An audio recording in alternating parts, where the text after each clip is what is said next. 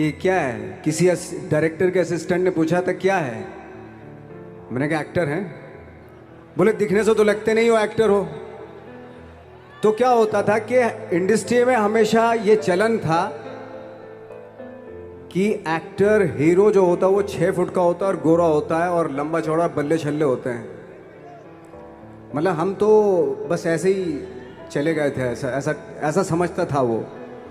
और शिप्रा, मैं आपको यकीन दिलाना चाहता हूँ इस चीज़ का कि मेरे खुद के रिश्तेदारों ने भी, जब मैंने उनसे इच्छा जाहिर की कि मैं एक्टर बनना चाहता हूँ, तो उन्होंने भी मुझे डीमोरलाइज किया कि पहले शक्ल तो देख ले अपनी, क्योंकि 5 फुट का छोटा पतला दुबला सा आदमी, काला कलूटा।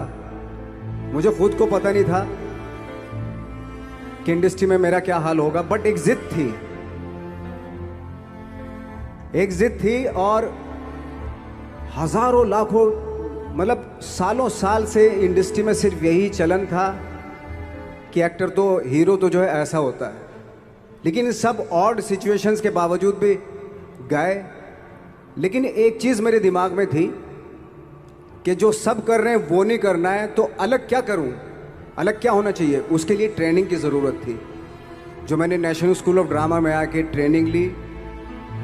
3 साल मैंने एक्टिंग की पढ़ाई की वहाँ पे, और अपने एक क्राफ्ट के बारे में समझा कि एक्चुअली इस पर्सनैलिटी में अगर मैं लोगों को इम्प्रेस करना चाहता हूँ, उसके लिए एजुकेशन की बहुत ज़रूरत है। या जो भी आप काम कर रहे हो उसमें क्राफ्ट, उसका एक्सपर्ट होना बहुत ज़रूरी होता है।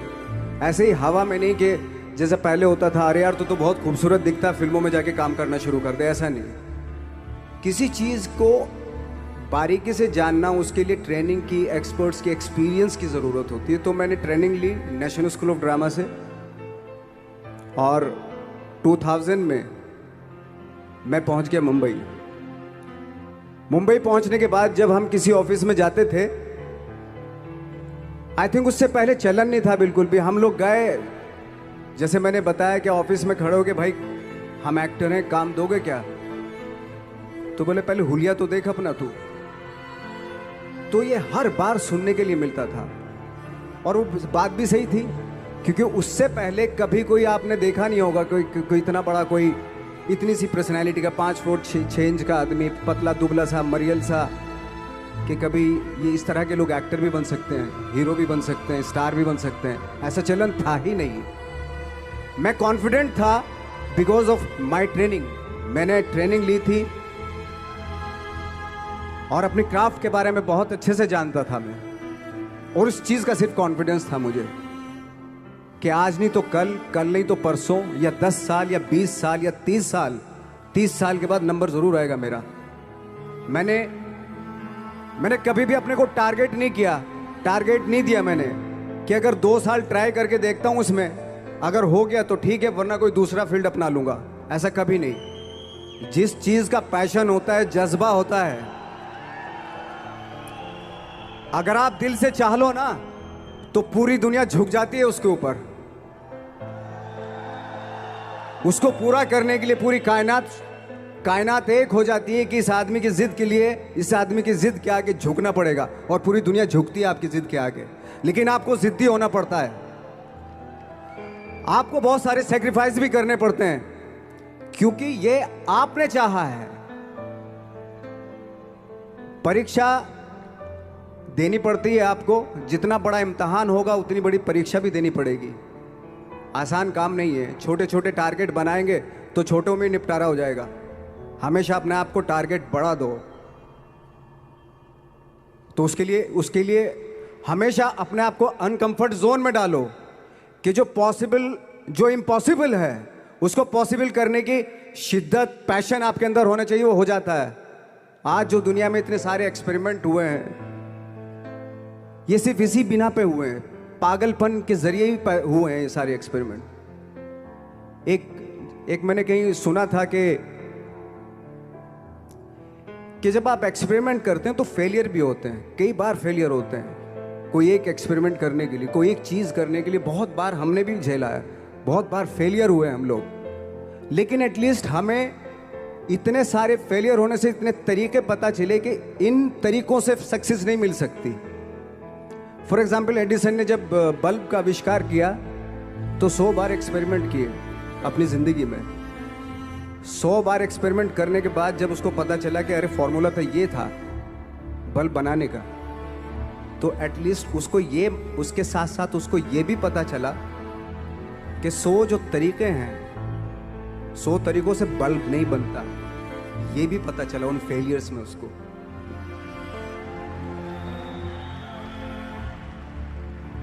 जब हम लोग मुंबई आए तो हमें मालूम था हमारे पास पर्सनैलिटी नहीं है, हमारे पास बैक नहीं है, या हमारे फादर दादा परदादा तो फिल्म इंडस्ट्री में है नहीं, हम ही हैं, तो हमें क्या करना चाहिए। इसलिए लोगों के बीच में घुसे रहते थे, आम लोगों के बीच में घुसे रहते थे, उनका एक्सपीरियंस सुनते थे, उनको ऑब्जर्व करते थे। तो आई थिंक मेरे पास 15 साल तक, 10-12 साल तक कोई काम नहीं था। जैसे आपने बताया कि बहुत ही 10-10 सेकंड के रोल करके घर में आके बैठ जाता, पूरे साल खाली बैठे रहते थे हम लोग। लेकिन एक चीज थी कि लोगों के बीच में रहते थे। लोगों के बीच में रहने से ये एहसास हुआ हमें कि तरह तरह के लोग हैं, लेकिन हमारी इंडस्ट्री में सिर्फ एक ही तरह की एक्टिंग होती है। हजारों करोड़ों लोग हैं इस दुनिया में, लेकिन एक्टिंग सिर्फ एक ही तरीके से होती है हमारे यहाँ। तो मुझे लगा यार, ये मैं तो ट्रेन भी हूँ, मुझसे अपनी आर्ट भी आती है, और हजारों लोगों को मैं ऑब्जर्व भी कर रहा हूँ, तो ये तो सबसे अच्छा सूत्र है। इससे तो मैं बहुत कुछ कर जाऊंगा। तो जब ये सूत्र पता चला मुझे कि अब मैं ये जो हजारों लोगों को मैंने ऑब्जर्व किया है, अब जब भी मुझे कोई रोल मिलेगा उन्हीं में से वो एक इंसान होगा। उसी में वो ठाकरे, बाला साहब ठाकरे होंगे, उसी में मंटो होगा, उसी में गणेश गायतोंडे होगा, उसी में फैजल खान होगा, उसी में माजूमदार साहब होंगे। तो इस तरह के, ये कब हुआ? जब हमने लोगों को ऑब्जर्व करना शुरू किया, लोगों के बीच में रहे। मैं 15 साल के बाद जो मेरी लाइफ थी जिसमें खाने तक को नहीं मिलता था, अब फॉर्चुनेट अपने आप को समझने लगा था कि थैंक गॉड कि मुझे ऐसे लोगों के बीच में मुझे रहने का मौका मिला। तो कभी भी आई थिंक मुझे लगता है कि कभी भी जब आप स्ट्रगल कर रहे होते ना, वो एक मौका होता है आपके पास, वो एक चांस होता है आपके पास कि कैसे उसमें आप अपना ऑब्जर्वेशन, एक्सपीरियंस, जब आपको काम मिलेगा वो उसमें लगाएंगे आप। तो मेरी लाइफ बहुत ही, आज जब मैं सोचता हूँ कि यार ये तो बहुत ही अच्छा हुआ, तो जो 15, 10, 12 साल मैंने बिना काम के गुजारे, जो लोगों के बीच में रहा था मैं, आज वो काम आ रहा है मेरे। जहाँ ज़रा सा कोई कैरेक्टर मिलता है तो आदमी इसलिए कनेक्ट करता है उनसे कि उनको लगता है कि यार ये तो मेरे पड़ोस का ही, आसपास का ही ये बंदा। मैंने देखे हैं इस तरह के लोग। आई थिंक यही हमारी सबसे बड़ी जीत है एज एन एक्टर।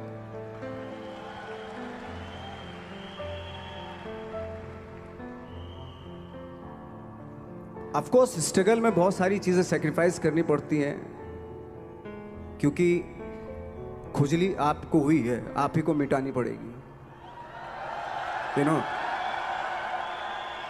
आप जो आप हैं वो आपने बनना चाहा था, और अगर डिसअपॉइंटमेंट आ रहे हैं तो आप तो कंप्लेन भी नहीं कर सकते, क्योंकि आप ही ने चाहा था ये बनना।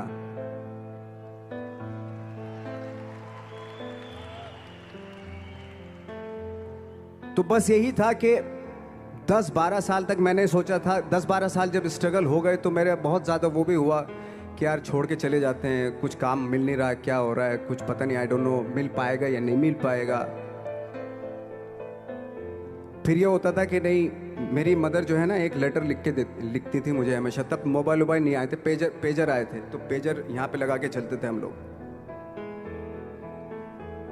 जब उनको मालूम हो जाता था कि भाई बंदा जो है ना थोड़ा सा फ्रस्ट्रेशन में है, डिप्रेशन में है क्योंकि काम नहीं मिल रहा, तो मेरी माँ मुझे एक लेटर लिखती थी। उस पर लिखती थी कि लिखने के बाद एक लास्ट में लिखती थी कि 12 साल में कचरे के दिन भी बदलते हैं, तू तो इंसान है, तेरा दिन भी बदलेगा।